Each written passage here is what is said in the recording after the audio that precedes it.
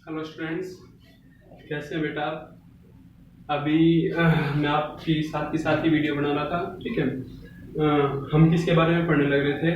हमने डिस्कशन किया था रेजिस्टेंस के बारे में, उसका इफेक्ट रेजिस्टिविटी के बारे में। क्लियर है?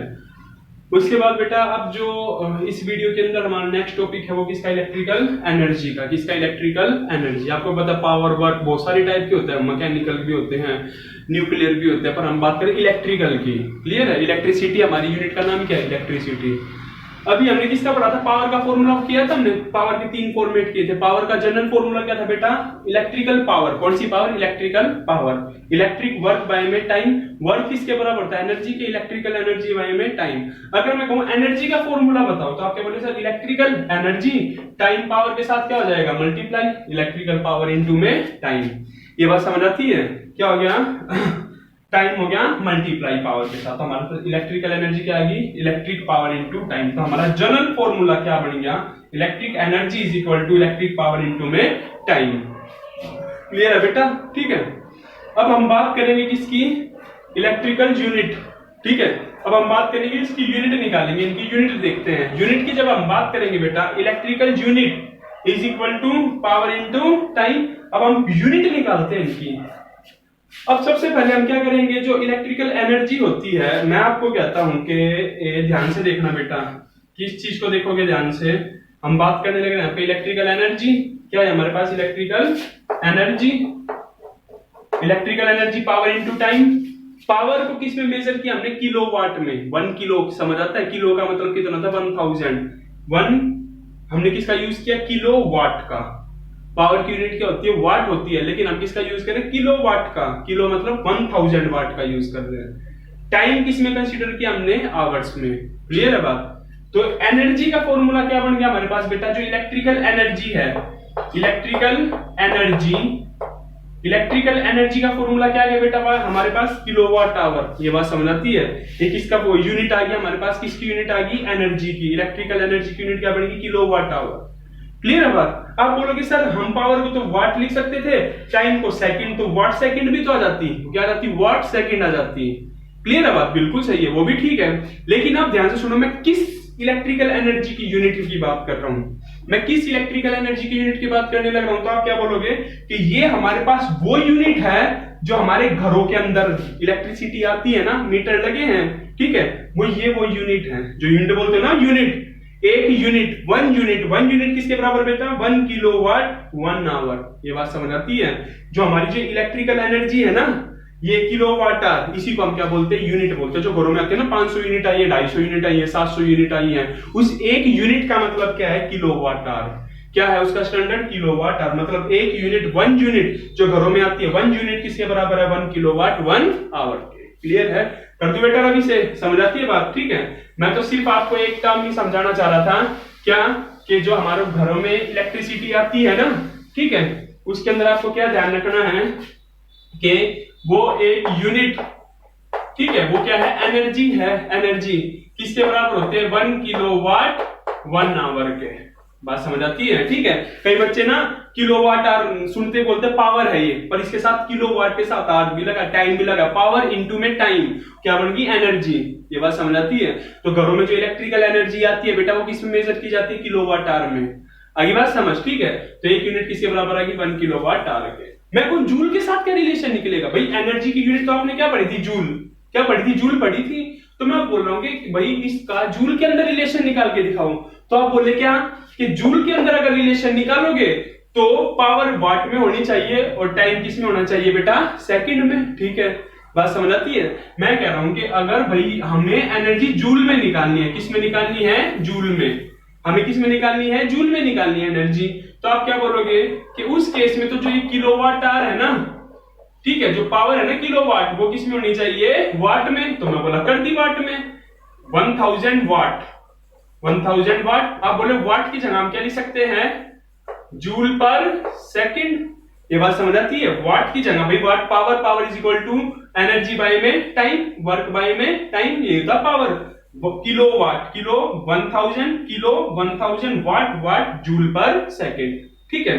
आवर, अब आवर के केस में आप बोले सर इस आवर्स को भी चेंज करो सेकंड में, तो 1 आवर में कितने मिनट? 60 मिनट। 60 मिनट में कितने, 1 मिनट में कितने सेकंड? 60 सेकंड।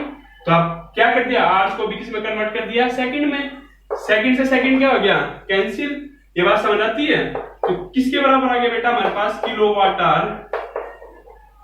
किसके बराबर आ गया बेटा हमारा? Kilowatt hour. 3 3 36 1 2 और 3 5 1 2 3 4 5 जूल के।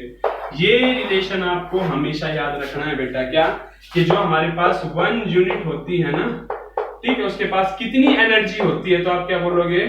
3 6 कितने जीरो लगाने आपको? 50 जूल। क्लियर है बात? ठीक है।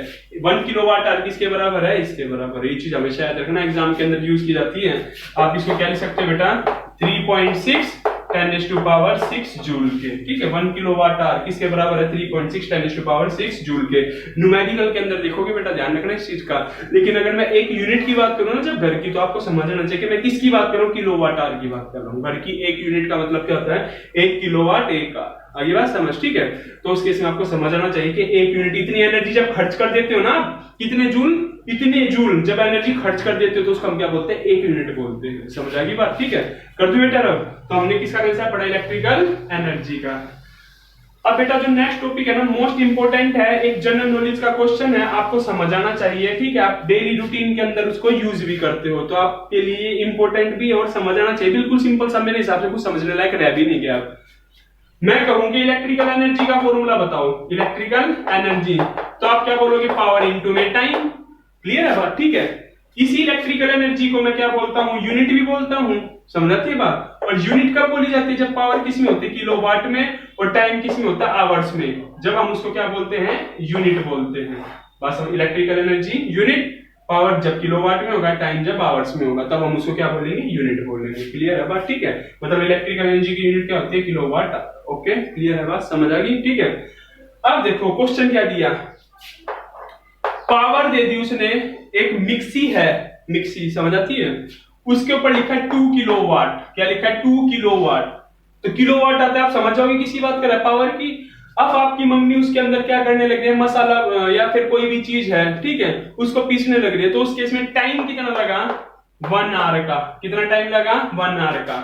आई बात समझ? तो मैं कहूंगा बताओ कि कितनी यूनिट आएंगी, मीटर कितनी यूनिट नोट करेगा? तो आप क्या बोले? यूनिट तो हमें निकालनी आती है। इलेक्ट्रिक यूनिट का मतलब इलेक्ट्रिकल एनर्जी, और फॉर्मूला क्या है यूनिट निकालने का? Power into time. पावर कितनी थी मिक्सी की? 2।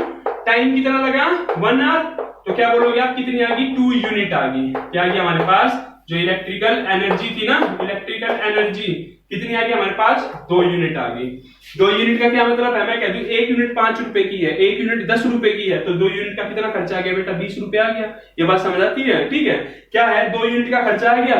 2 यूनिट है, जब हमारी मीटर ने रीड कर ली तो 1 यूनिट कितने की है? 5 रुपए की। तो 2 यूनिट हमारी कितनी होगी? 10 रुपीज, मतलब 10 रुपए का खर्चा आ गया हमारा। क्लियर है बात? समझ आती है?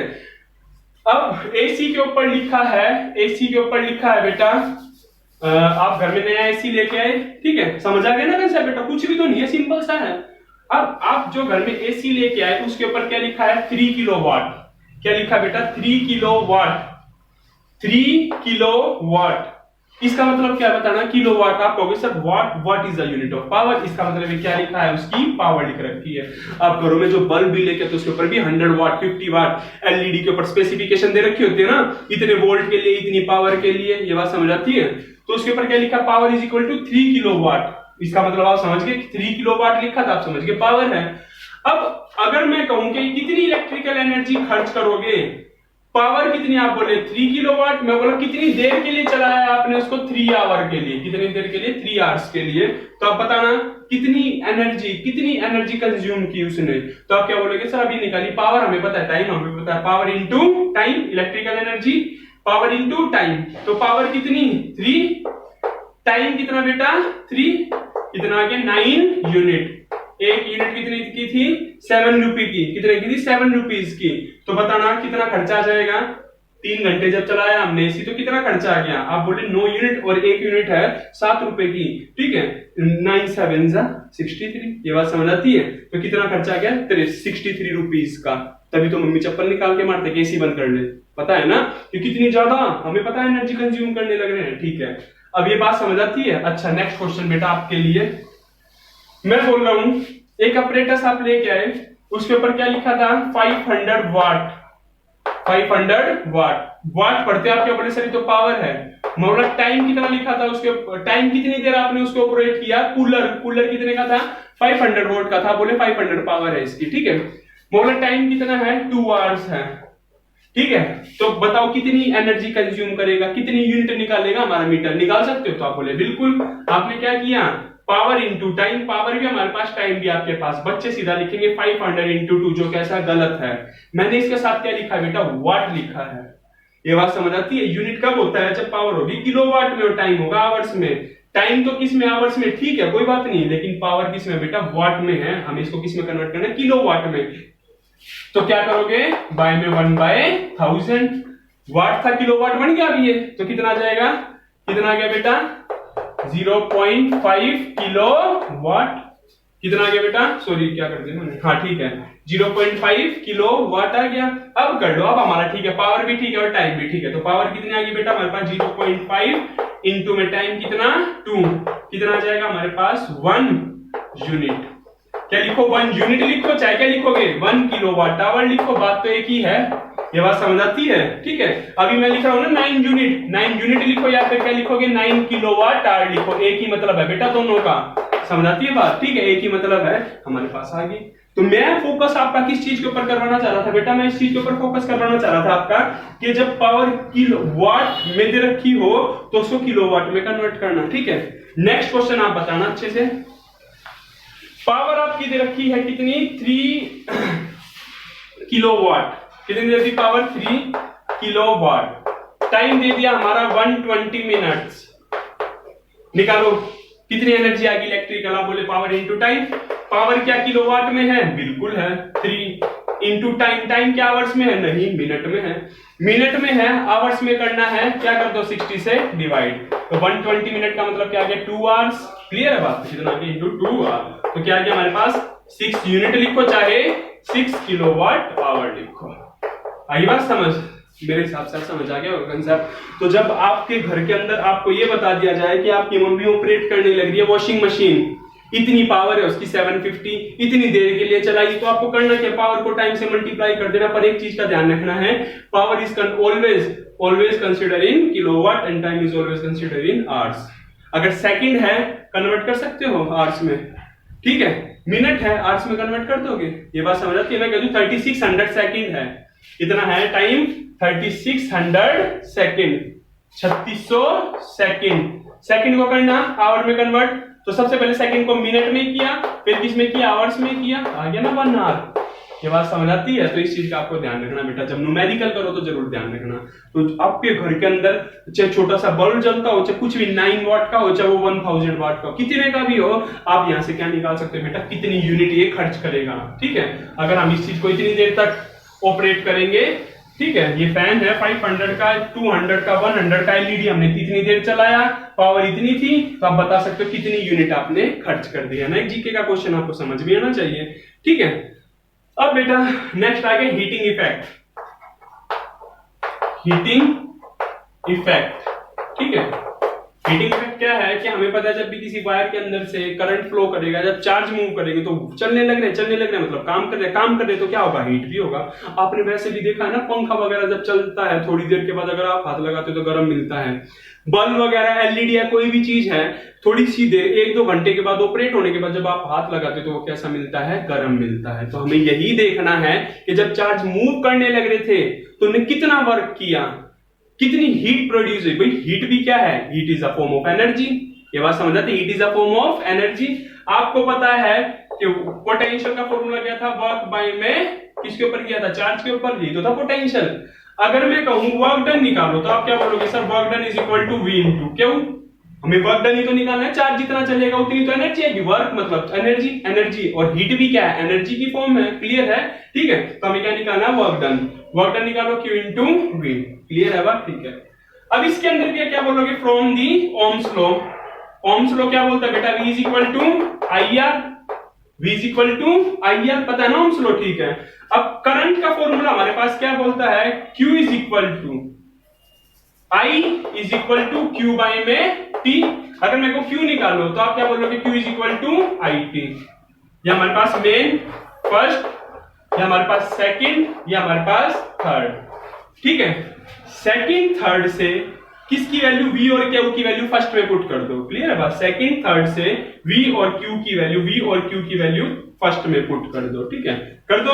करोगे तो क्या जाएगा, work is equal to V का फॉर्मूला क्या बन गया बेटा, आई आर। क्यू का फॉर्मूला क्या आ गया बेटा, I T, I into T. तो वर्क डन का फॉर्मूला क्या आ गया बेटा, I square R T, I square R T. तो ये हमारे पास क्या आ गया, ये वर्क डन जो हुआ ये किस में कन्वर्ट हो गया, एनर्जी में। एनर्जी मतलब कौन सी एनर्जी है, हीट एनर्जी। तो हम क्या बोलते हैं, हीट का फॉर्मूला क्या आ गया, आई स्क्वायर आर टी। क्लियर है बात? क्या फॉर्मूला बन गया बेटा, आई स्क्वायर आर टी। तो ये हमारा किस चीज का टॉपिक आ गया बेटा, हीट का टॉपिक आ गया। अब आपको करना क्या है, अब आपको क्या करना है बेटा कि इन फॉर्मूलों के अच्छे से रट्टे मार लेना। ठीक है, स्टोरेज का इश्यू आ चुका पीछे। अच्छा, अब मैं आपको ये कहना चाह रहा हूं कि हमारी फर्स्ट यूनिट होगी कंप्लीट। इसका थ्योरेटिकल एप्लीकेशन दे रखे वो आप पढ़ लेना। ठीक है, डाउट हो मेरे से पूछ लेना।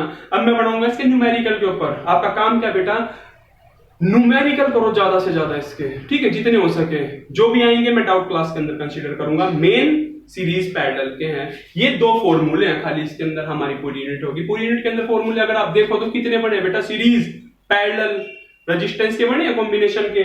उसके बाद हीट का फॉर्मूला पढ़ा हमारा। उससे पहले हमने कौन सा फॉर्मूला पढ़ा था, रजिस्टिविटी का पढ़ा था। क्लियर है?